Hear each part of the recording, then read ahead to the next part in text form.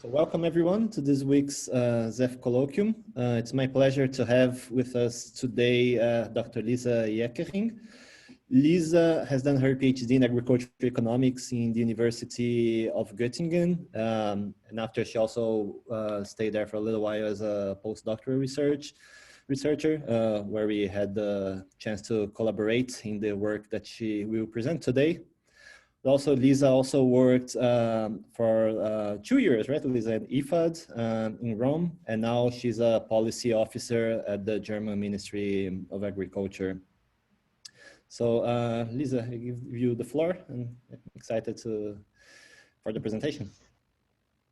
Great, thank you very much for inviting me. Let me share my screen.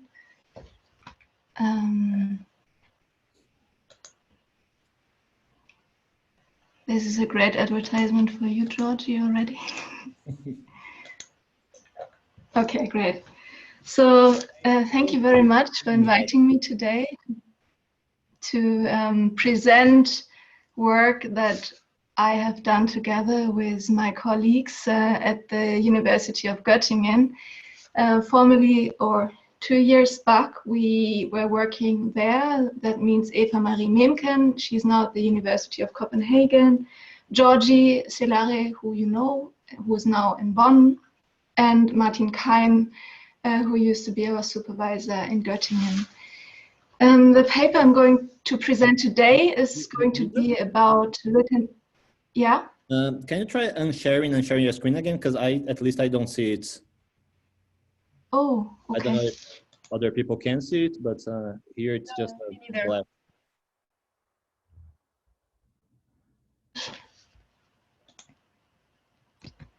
Let me try again.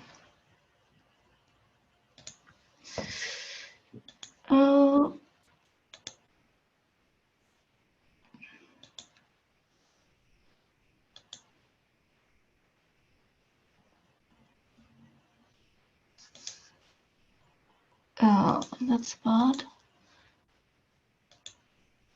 If you prefer, I can also. Oh, okay, yeah. Now I see the files. Yeah, probably we can try from here. It's not okay. Can you see the presentation? Yes, now I see it. Yeah, I'm sorry, it's not the greatest style. However, we can try. Yeah. So the paper I'm going to present today is about promoting written employment contracts and its evidence from a randomized awareness campaign. So as I mentioned, it's co-authored with my former colleagues, and the paper was published this year in the European Review of Agricultural Economics. As a small background, this paper is the outcome of a 1.5-year postdoc I did at the Global Food Research Training Group at the University of Göttingen. This is also where I met Georgie, and Georgie had his PhD project in Côte d'Ivoire, where he did research on cacao farmers, together with Eva, who did also a study there, but on farm workers. And when they came back to Göttingen, they told me about their field work and what they found, and that they were super interested in this topic. So we came together to see what else can be done on this very interesting setting in Côte d'Ivoire. The main motivation of the paper is that we as agriculture economists, we oftentimes focus on farmers only, which to some extent is very fair enough, because farmers are extremely important, because ultimately those are the ones that make the choices about what kind of crops they grow, how they use their land, and so on. However, sometimes it's also good to look a bit beyond and to recognize that there are certain crops that are extremely labor intensive. And for those crops, it makes a lot of sense to also have a closer look at the workers who are there and who are employed by farmers to do the heavy work. Because some research, but this body of literature is really scarce, pointed out that these farm workers often belong to the poorest of the poor, and many farm workers face precarious employment conditions. The based on this setting, we were asking ourselves, like, what can be done? How can actually this employment conditions of rural workers be improved? To contribute to that question, first of all, it's very important to understand under which working arrangements these workers are employed, right? So many workers in developing countries, but also here in Europe, are involved in relational working arrangements. So that means how it works is usually a worker is coming to the farmer's door, is knocking the door and offers his labor to him.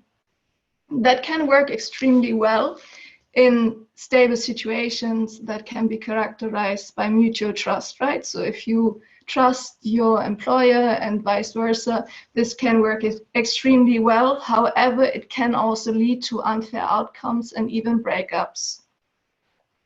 So in dynamic settings, which is one of the settings our study is taking place in, this means settings where you have a certain shift of labor supply. For instance, you have a change in the places where the workers are coming from. You have cultural changes of this whole working environment. Also, in the case of Côte d'Ivoire, we face a setting where the plantations become old, so the production is not that high anymore. This also has consequences for the labor arrangements in place, which I will introduce later. And in these dynamic settings, written contracts might possibly reduce conflicts. They can also increase work motivation and outcomes such as yields. If we look at the literature, we however find that written contracts are still quite, the uptake is quite low. And if we look for reasons, we know, first of all, information failure is giving us a reason. Simply, the farmers may not know how to set up a contract, or the institutions that can facilitate written contracts are not in place.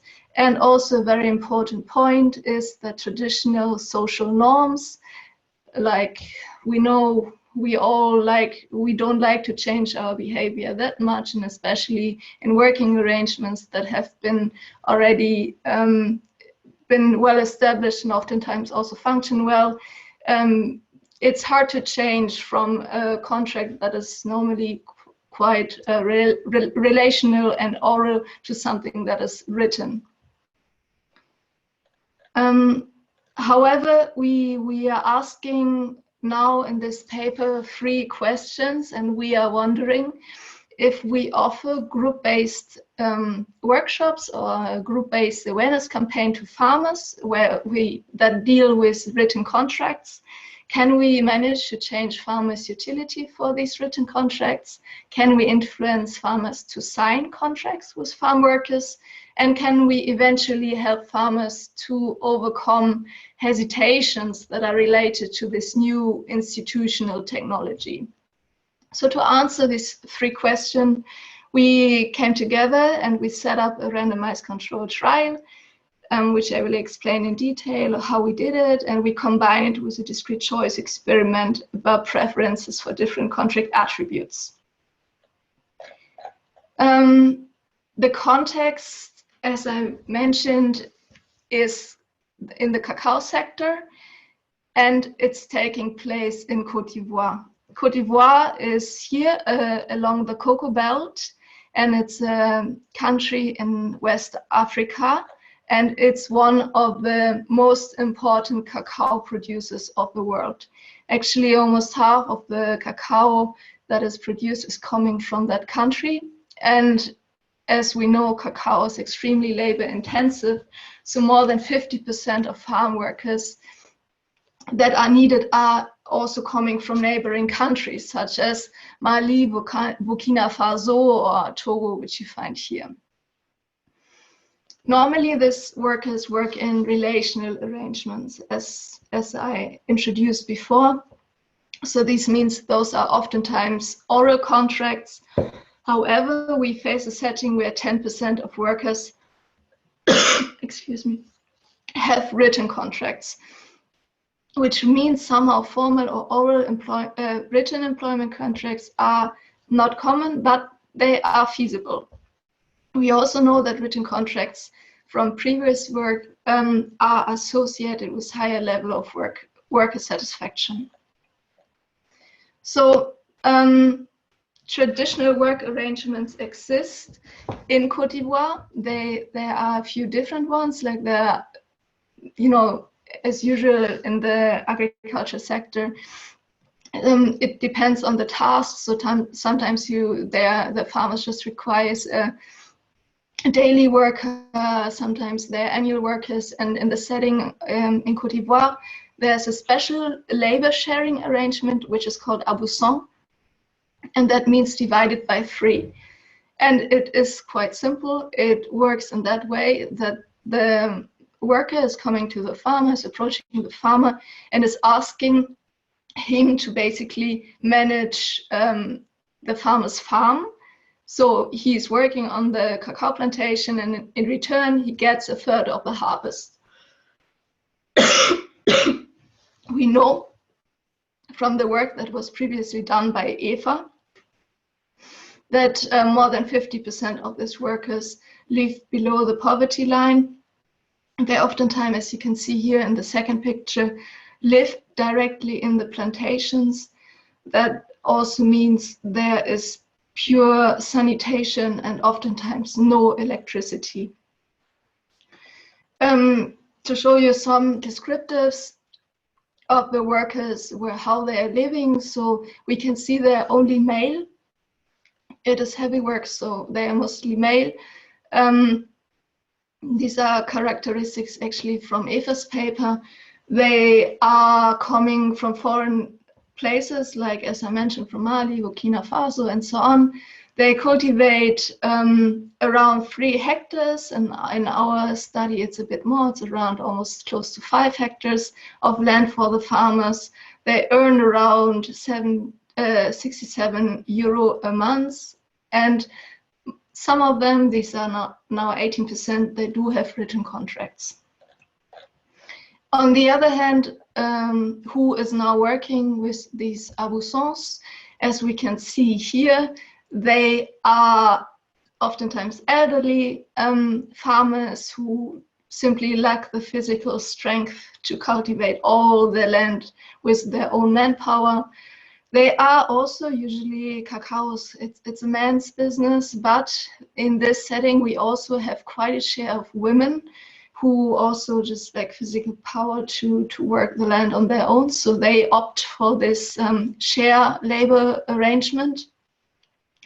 We can see that the farm sizes in general are quite huge in Côte d'Ivoire, so it's 11 hectares. And we can see that so the farmers have around 5 hectares of cacao, and most of the cacao is actually managed by the worker. Now I would like to show you a little bit more on how we came up with the Rct Design, which is, I think, it's a very crucial and delicate undertaking. So we took that very serious, and we planned a pilot study where we did a qualitative data collection to see if our intervention that we planned is actually feasible. After doing that, and after we took the decision that it's indeed feasible to do workshops or offer workshops to farmers that deal with written contracts, we had an awareness campaign then in March 2019, which took around 4 weeks. We had around 20 workshops with farmers.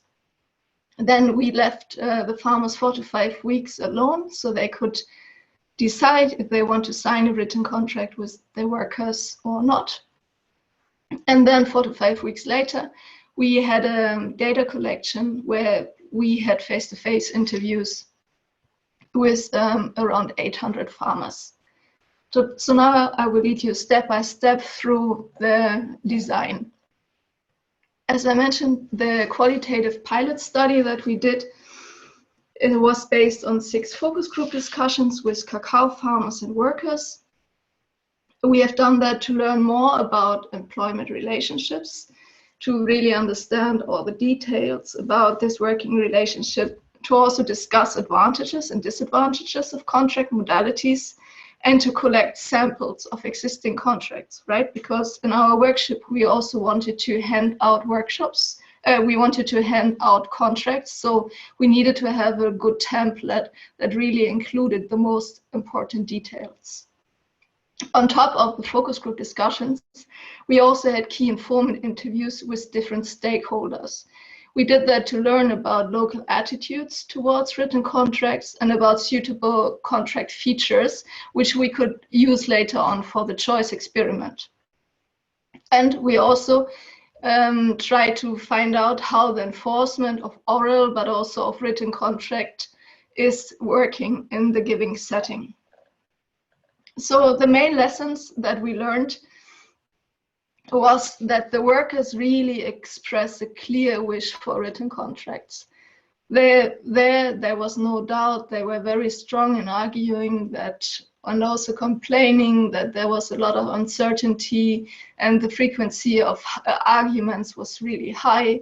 There's also a lot of complaints from the worker sides that the farmers wouldn't cover health costs, like if they injured themselves in the field, the farmer wouldn't cover the health costs.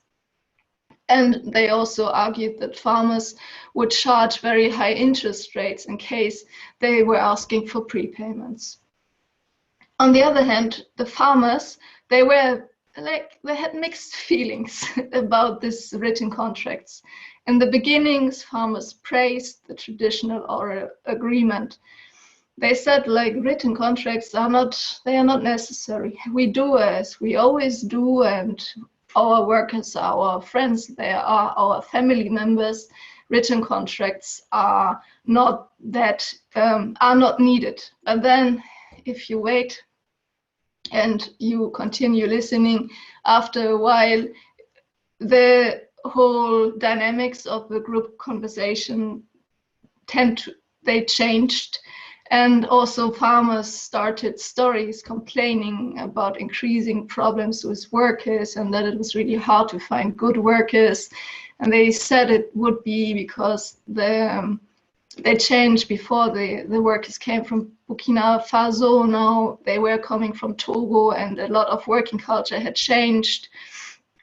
And they also complained about false expectations from the sides of the workers and so on. So they also agreed that written contracts could help to specify the certain modalities, and contracts could be useful, especially if a worker is newly starting to work on a farmer's field. What was also very interesting to learn was when we listened to the group conversations and the farmers, those are very close village settings in Côte d'Ivoire, so the farmers know each other quite well. But this topic of how you treat your worker or what certain arrangements your neighbor is really having with a worker, this seemed to be quite private topics, or at least something they had never shared information before that. So that was also interesting to observe, that once some farmers started opening up, there was a lot of curiosity in the room. So we learned about the enforcement mechanism, that there is a very similar procedure in place for oral and written contracts. So both oral and written contracts do have witnesses. So the worker and also the farmer is getting someone like a family member or close friend who is witnessing the contract. In case of conflicts, those witnesses are there to solve the problem. If they cannot help, the next step would be to approach the village chief, who is then trying to solve the conflict. We were told that the village governance and also social networks provide sufficient enforcement mechanisms, because there are quite social sanctions in place if you disrespect contracts, and there's also a reputational risk. So you can lose your face if you treat your worker badly, or the other way around. The oral contracts, however, they are not really detailed, and misunderstandings related to details are sometimes hard to settle. So the big advantage of written contracts is because they are written and they can be more detailed. They can contribute to a more effective enforcement. As we wanted to circulate templates of written contracts, we needed to have a good idea on how they usually look like. So farmers, on the left side, you see a handwritten contract by a farmer. On the other hand, you see a more professionalized contract that was handed out by cooperatives. So you can see certain contracts, they existed, and based on the feedback and also our counterparts in the field, we came out with a very solid template we later on circulated during our workshops. Now, then in the next step, I will become a bit more technical. So how did we actually randomize and how did we choose our sample?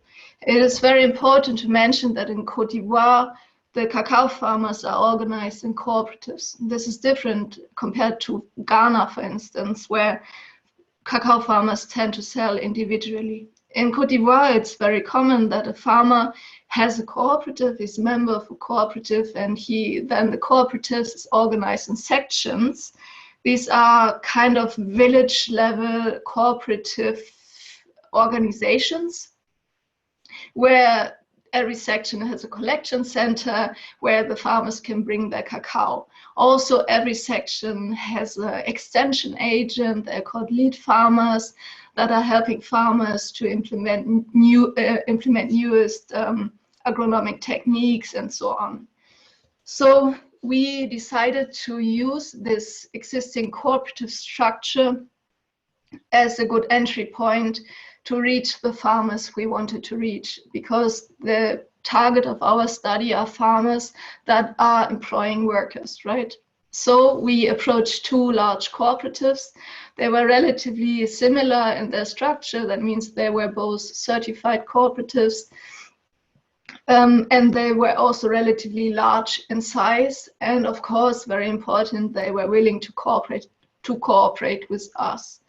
So we got a list from all members that was around, I think, 1,600 members. And then together with the cooperative management, we went through the list very carefully and we selected the farmers that actually do employ workers. So those farmers are now our target population. In total, they were around 850 members. And we randomly now allocated them 50% to treatment and 50% to control group, irrespective of the section. So that was a very random selection of treatment and control. What is important to mention is that these 24 sections later on are also at the level where our workshops are taking place at. After our randomization and our whole intervention, we managed, our aim was to interview all members, also based on power calculations we have done, but we almost managed to interview all of them. We have an attrition rate of 5%, so our final sample size is 814 farmers. Now the treatment. So we wanted to have an awareness campaign, and what we offered is a one-day workshop with farmers. That was all embedded in the cooperative structure. So we had in these workshops, we have an interactive part. So, and during this part, there was a discussion with farmers about the worker relationship. So that was a very, very open, more qualitative round where farmers could simply use the platform and opportunity to change their experiences. Afterwards, we introduced some kind of theoretical benefits of written contracts, because they, in theory, of course, bring more security and clarity. And also, we focused a lot on the benefits, both for farmers and the workers, if you include some sort of social benefits like paying workers' health expenses in case of injury.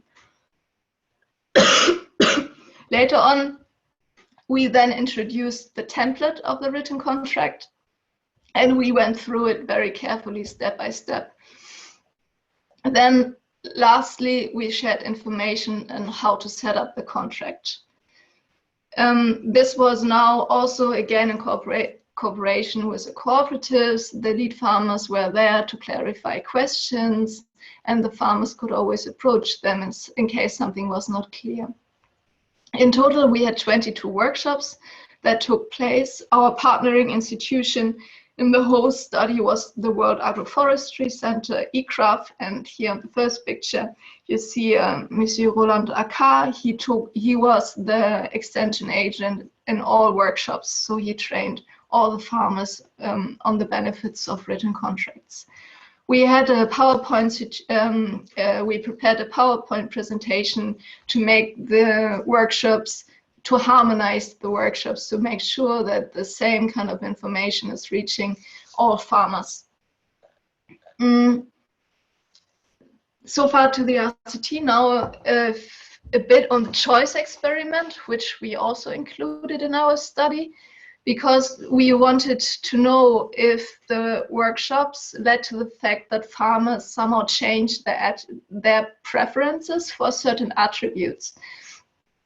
As we paid kind of a lot of attention during the workshops on the contract type, of course, we wanted to promote written contracts, but also on social benefits like health expenses, or even we discussed with farmers if bonus payments would, could be an option to include in contracts and so on. We came up with those 4 attributes that we later on included in a choice experiment. So first attribute was the contract type, oral or written. Then we had health expenses. So either the farmer is not covering any health expensive. Option 2 would be 50% or 100%. Then we had the attribute about prepayments without or with interest rate. And the last one was a bonus payment. We validated these attributes and also the choice experiment beforehand during the qualitative research, and then also during a pilot before we started the workshops. We have used the optimal design because if you have 4 attributes, there are more than 140 combinations, possible combinations. To reduce that, we choose the optimal design. So we had 2 contract options. That's how it looked like. Then we told the farmers, you see, you could either choose the contract 1, the contract 2, or you stick to what you usually do. You just choose your status quo. So the option 1 in that case would be a written contract with 0 health expenses covered. However, an interest-free prepayment and a bonus payment of 30,000 CFA. And then we showed, so this is a choice card basically, and we showed each farmer 4 cards. Those were randomized with help of a tablet. So each farmer in the end had to make 4 choices. For the analysis later on, we have used random parameter logic models. For the analysis of the RCT, we followed very simple intent to treat regressions, and we had a sequence of adoption variables as our outcome, because we thought that the adoption in this case is more of a process, right? So the first outcome is did the information campaign yield to the fact that the people that were invited to the awareness campaign have now a higher awareness, or do they know better now how to set a contract? Do they have the intention to sign a contract with their worker? Did they even start some first concrete steps, like asking witnesses or even making an appointment to sign a contract? And did they eventually sign the contract? Our variable of interest is here the coefficient alpha. one which is the assigned to awareness campaign. This means this is a dummy variable, and as we look at the intent to treat, this is just whether the farmer was invited or not whether the farmer attended the training or not. We also try to control for imbalance variables, and we include section level fixed effects to control for differences within the sections. And now I'm very happy to present the results. So first of all, we found that there was a huge interest in the awareness campaign. So more than 70% of farmers who were invited also came, which is actually, I think, compared to other RCTs, a very good outcome in itself. We also, unfortunately, have a few control group farmers who came. We couldn't avoid that because of some technical issues, but we tried. We therefore are a bit careful in interpreting our results later on. Just to give you an impression, I just picked out some variables here, but to show you that if we compare now the treated farmer with the control group farmers, overall we don't find any significant differences, which means our randomization worked out nicely.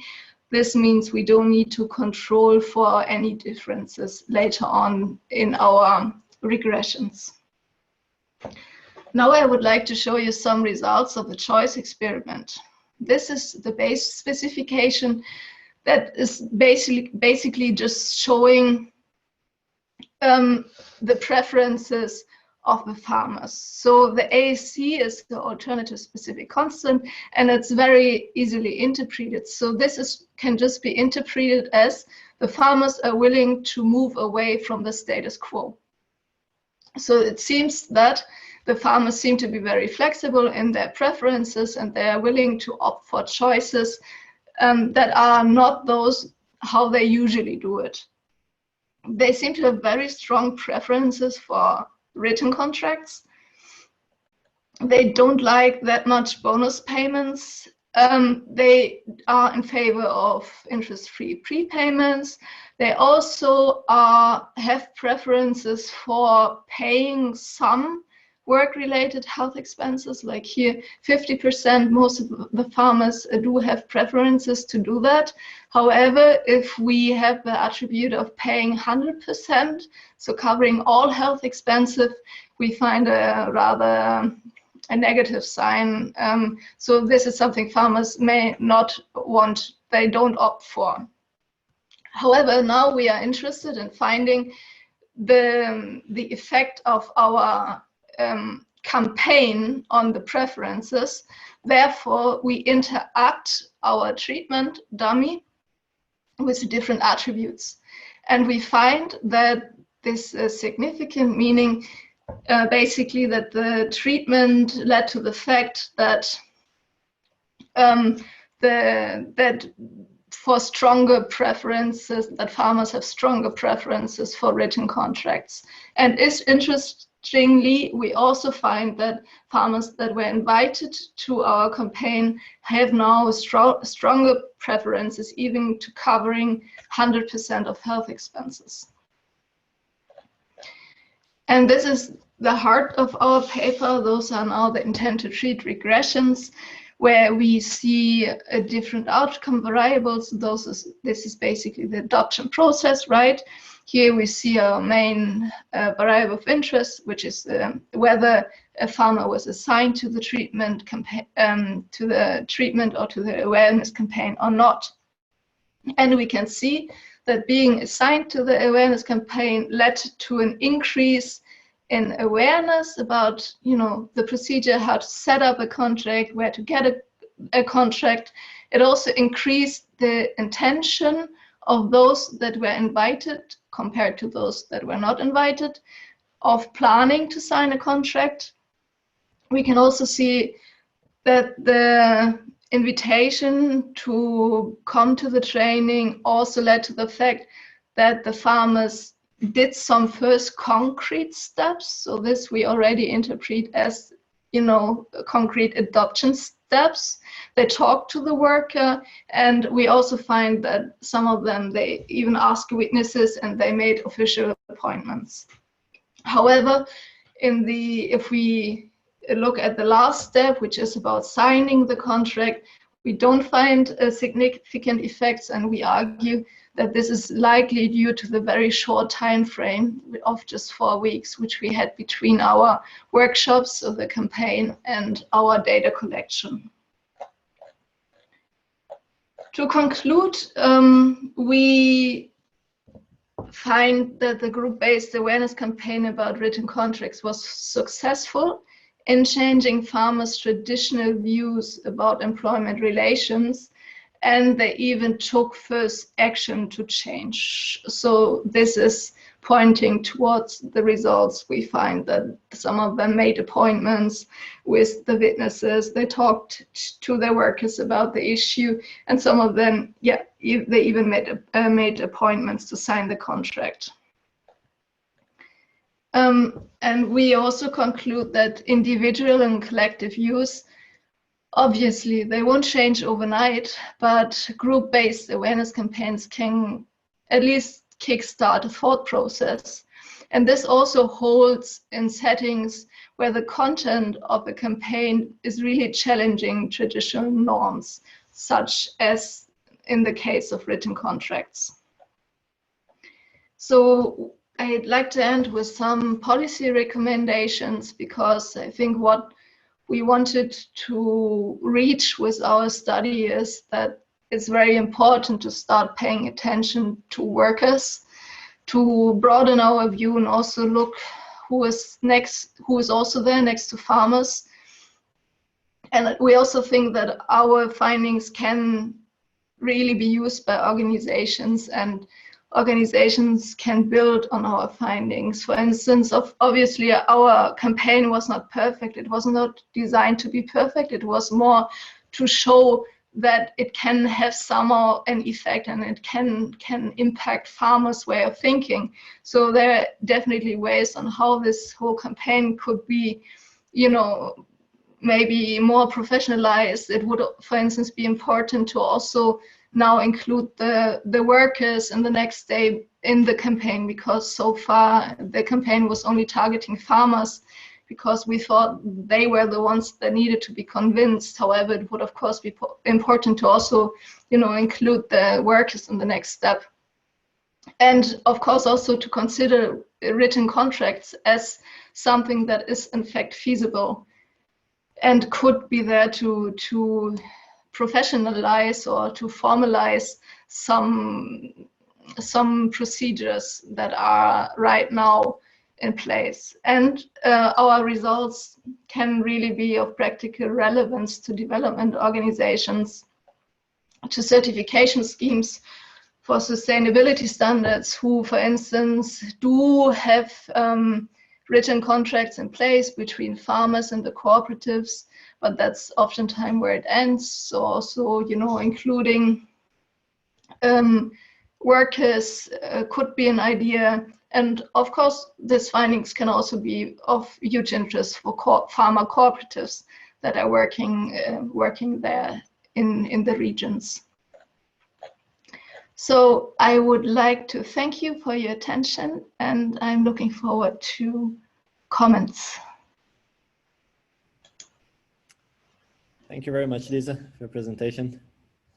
So we can open now for questions, comments. If you would like, you can just turn on your camera and ask, or just write your question in the chat and I can read it out loud. So I open it up. So I see, okay, so Dominic raised his hands. So Dominic. Yeah, should I start with one? Yeah, go ahead. All right. Yeah, the first thing I wanted to ask, thanks for the talk, and it's nice to see, because I remember being in a Brownback seminar for talking about that research idea of yours. So it's good to see what happened in the end. hold on. Okay, the first question I want to raise is for the choice that you used. Here, the main question for me is what was the trade-off? Because I know that they have the opt-out, which is basically doing what they always did, but how did they actually feel obliged to go for any healthcare? Why did they not choose just the contracts that were most in their own interest? Can you explain a bit about the trade-off they had in the choice set? Right, thanks, Dominic. Yes, so maybe it would have been also good to show the descriptives. So the trade-off, well, would have been that some farmers or the majority already does pay some health expenses, for instance, right? So that is something common to do. And what we try to reach with the campaign is more to try, you know, to bring them to eventually increase that. And this is basically the same for the prepayments. So most of the farmers actually do have interest-free prepayments. So this, I think the trade-off is more between the different choices, right? Or between the different attributes. And we could see, of course, that the written contract or the contract type was very dominant, probably. So, yeah, I don't know if that is somehow answering your question. Maybe not. Maybe ask one more question on that. Is the opt-out is different for each one of the farmers, right? Because they all have a different oral understanding of what their normal way of doing is. Yeah. Right, it's individual specific, yeah. So the options you offer as an alternative, they all have a different utility versus the utility they have from their normal way of dealing with that. Yeah, exactly.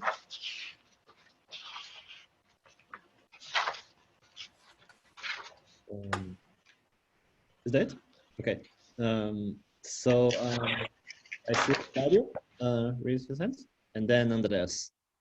Yes, thank you very much for the interesting talk. I have maybe a question, maybe rather a comment on one of the last points you also mentioned, which is related to the impact on the workers that actually then make these contracts. So I was wondering whether it is possible and whether you considered that there would be negative consequences, especially for illiterate workers, if now everybody wants to have written contracts and then the already marginalized workers maybe get even more marginalized. So maybe that's an interesting question for future research, and I just wanted to hear your opinion on that. Thank you, Dario. Yeah, thank you very much for that point. It's in fact a very interesting point, and it's also that something we of course we considered during our qualitative study. I mean, very intuitively, that was also a very big concern I had in the beginning. Like, of course, we don't want to make anything worse, right? We don't want to make the workers worse off or the farmers. However, during the qualitative work, we were convinced that that isn't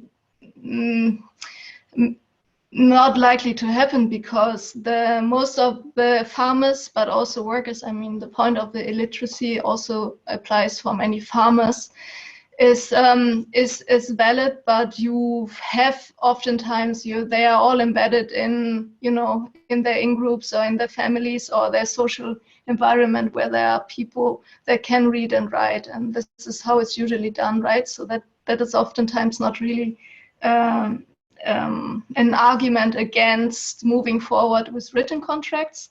That at least how we argued, and we think that could be a point. But obviously, it's a very important thing to consider that we don't do harm, and I think that holds for all research we are doing.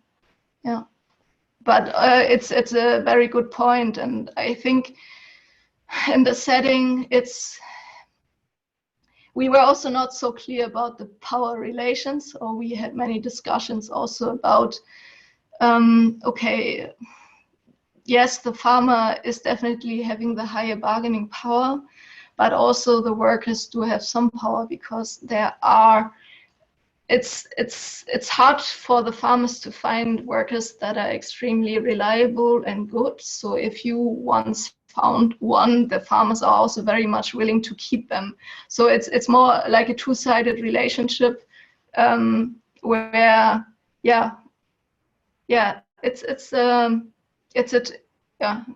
I think I stop here. Thank you, Lisa.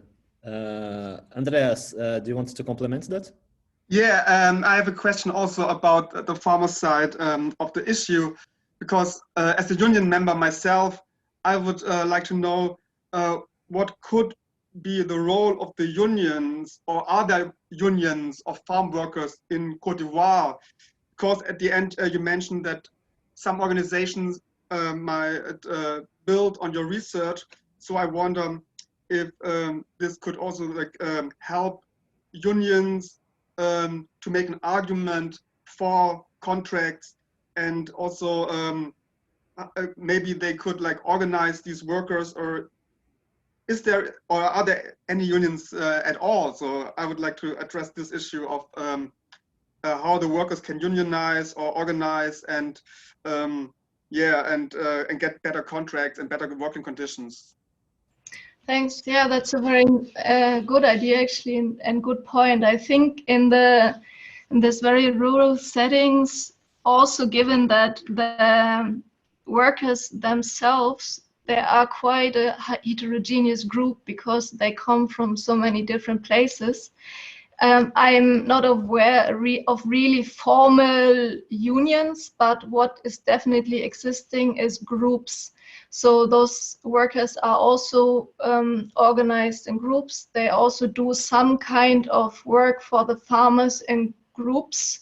So especially if it's about, clearing field or heavy work, they come together, they do it jointly, and then they somehow rotate. So it would be a very interesting idea to include them somehow. I don't think, as I said, that in these areas they are really institutionalized, those kind of unions, but definitely reaching those groups of workers is possible, and probably also channeling information through these groups should be possible. Thanks, Lisa. Paulo. Yeah, hello, Lisa. Thank you for the presentation. I was wondering, I think you did not mention, but based on George's work, I assume that the cooperatives were certified fair trade. Am I correct?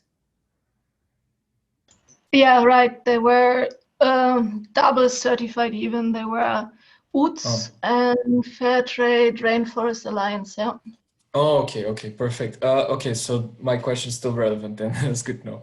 I wanted to know, because there's a requirement from 2019 for fair trade certification, and since it's fair trade, it applies to the whole cooperative. The standard, which I mean, is employment contracts from fair trade, and it's a core requirement. And it requires everyone in the cooperative who hires, basically who hires permanent workers, to have a contract with them. And I was wondering if these cooperatives are taking a step in that direction, because if they have this requirement, they have to comply with it. Otherwise, they will lose the certification. And they had until April 2021 to do this. So last week. And I was wondering if they found a loophole saying, okay, these are Abusan, they are not really permanent workers. There's a different kind of contract with them, and they don't have, I was just wondering, how does this work in terms of Abusan, and if they're not complying with this, they will lose the certification. So when you were there, if you had this course requirement coming up as a problem, or as something in the planning of the cooperatives, I just wanted to know these things. Thank you, Paulo. Yes, we heard of this, and okay, our fieldwork was in 2019 when that came up. But how it was done there is that the cooperatives had to have contracts with the staff they employ. So each cooperative also had cooperative workers. They did have written contracts, and also the farmers had written contracts with their cooperatives, but that's where it stops. So I don't know if they changed that. Until then, I don't think so. I think that also, if you look at how this whole certification and the checks and monitoring is working, most of the monitoring is taking place at the cooperative level, very little on the farmer level. So, and I doubt that it's going even further on the then worker level, because yeah. But maybe Georgie can add to that. Yeah, I can quickly add to that. Because we actually had some big discussions with fair trade, especially when we did the other study, actually looking at the effects of fair trade on workers. And fair trade was a bit unhappy with that study, but then their answer to us was that basically the workers that farmers hire are not really considered workers as they see workers. You know, so according to their definition of what a worker is, those people are not considered. So of course, then in their views, like, well, then we don't have any responsibility towards these people, right? Because our standards are not really targeting them. So yeah, but I think your point, of course, is totally valid. And hopefully after all our discussions that we had with fair trade, they will consider changing that or rethinking how they define these workers. Thank you. More questions to Lisa?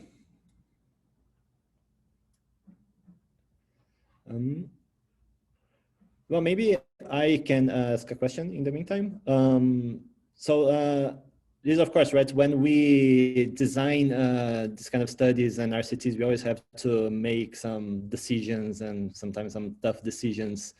So I was wondering if you could say a little bit about the decisions that we made about the randomization, right? Because basically we had two options, right? To randomize at the individual level or at the section level.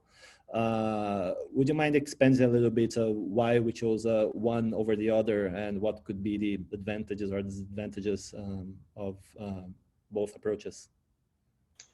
Yeah, that's a nice, it's a good point. So initially, I also during my PhD, I ran an RCT where we had a clustered randomization. So we had farmers groups and we then had like, I don't even remember, we had 24 groups that were a control group, and then we had 20, and we had another 12 that were or other way around. But anyway, you had the group level randomization, so that means all people in a group, or in our case in Côte d'Ivoire, the whole section would have gotten trained. The advantage of this approach is that you don't need to deal with spillover effects, right? Because if you now have the whole group and then you find other groups which are, in the best case, also geographically a bit far, so you take villages that are comparable but in distance, you can somehow make sure that there are no information spillover effects. However, you have the disadvantage that you will need a huge number of clusters, which makes the whole experiment logistically a bit more complicated and maybe even expensive, because in the end, then your treatment is being on this group level. So you need at least, let's say, 90 or even better, more observations to, in the end, compare the treatment and the control. The advantage of the individual level randomization, how we did it in the end in this study, is that you can then control, you can plug in these fixed effects on a section level, on a group level, so you can control for this group level differences. This is one thing why we decided to do that, because like this, you have it technically quite clean. This is a huge advantage. You can net out the effects, and The big disadvantage is, of course, if you have a close village setting and you invite half of the people to the training and the other half you don't, you will find spillover effects, right? So your estimates will very likely be underestimated, because also farmers that are in the control group, they will get information on the trainings because people talk, and you cannot you cannot avoid that. So this is always a trade-off you have in mind. So do you want to avoid spillover effects as much as possible? How is your budget? What can you do? But also, how is the institutional infrastructure? Is it feasible to find, you know, let's say 50 different cooperatives that you can work with? I think you always have to, yeah, it's a trade-off between logistics, spillover effects. Yeah, that's it. Thanks, Lisa. So there goes a nice tip in case anyone here is considering running an RCT, something to consider. Any additional question? Okay, so maybe Dominic, the last question. You raise your hands. I can also give it to Dario, or I ask a quick question. I don't mind. I think that it just. Oh, I was just, because I'm actually planning an RCT and I'm facing exactly this challenge. So thanks for that. Okay. Welcome and good luck. So Dominic, want to make the last question?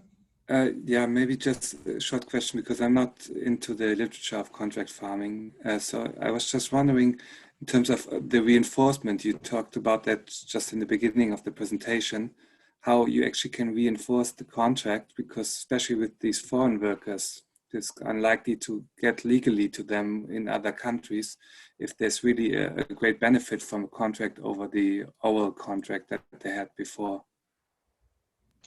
Yes, so there's actually little but very interesting literature on that, and on the development of written or a formalization of contracts in West Africa, because you don't find that you find that in the labor market, but you also prominently find this formalization in the land market, because now in West Africa you have huge chunks of land, and oftentimes you also have this real sharecropping arrangements where at some point also the land is given over to the worker.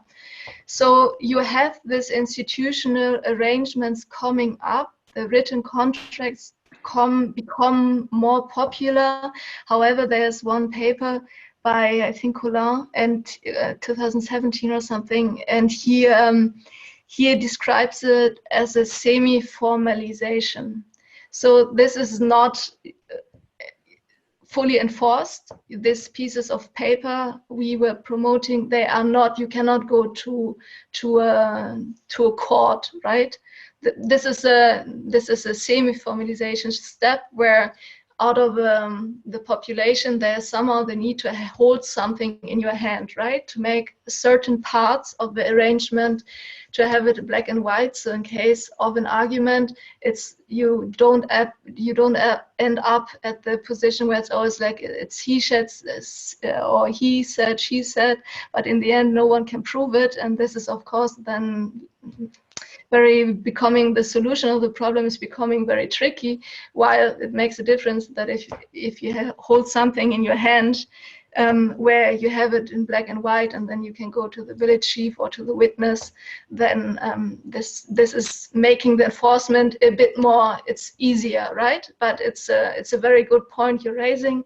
This is not because institutions are slowly and over time developing. This is not that this piece of paper is fully juridically enforced. It's more like a step in between. Yeah, thanks for bringing that up. That's great. So thank you very much, Lisa, for your nice presentation, and thank you all for joining us today. I think we can close our session for today, and I hope to see you all next week here for the next colloquium. So have a nice afternoon. Thank you.